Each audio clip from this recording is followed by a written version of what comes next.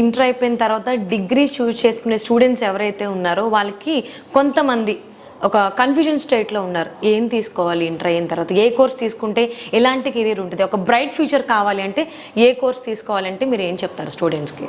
Inter అయిపోయిన తర్వాత చాలా కోర్సులు ఉన్నాయి మేడం, కానీ ఇక్కడ తీసుకోవాల్సింది మూడు అంశాలు. ఒకటి స్టూడెంట్ ఇంట్రెస్ట్, మార్కెట్లో ఏ కోర్స్ ఫ్యూచర్లో డిమాండ్ ఉంటుంది, అలాగే ఎటువంటి కాలేజీలో జాయిన్ అవుతున్నాం.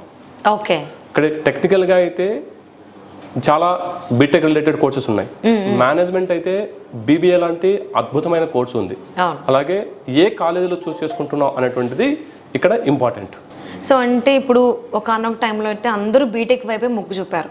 బట్ ఇప్పుడున్న సిచ్యువేషన్లో బీటెక్ డౌన్ఫాల్ ఉందని ప్రతి చోట వింటూనే ఉన్నాం.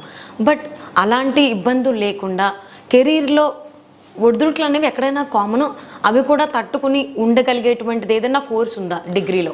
దీనికి ఒకటే ఒక సమాధానం, BBA, bachelor of business administration అనేటువంటి ఒక అద్భుతమైనటువంటి కోర్సు ఉంది. ఎందుకు ఇది అద్భుతమైన కోర్సు అంటే, బీటెక్ ఇవాళ చూస్తే తెలంగాణ రాష్ట్రంలో 170,000 మంది రాస్తే దాదాపు 80,000 మంది ఓన్లీ కంప్యూటర్ సైన్స్ మాత్రమే చూసుకుంటున్నారు.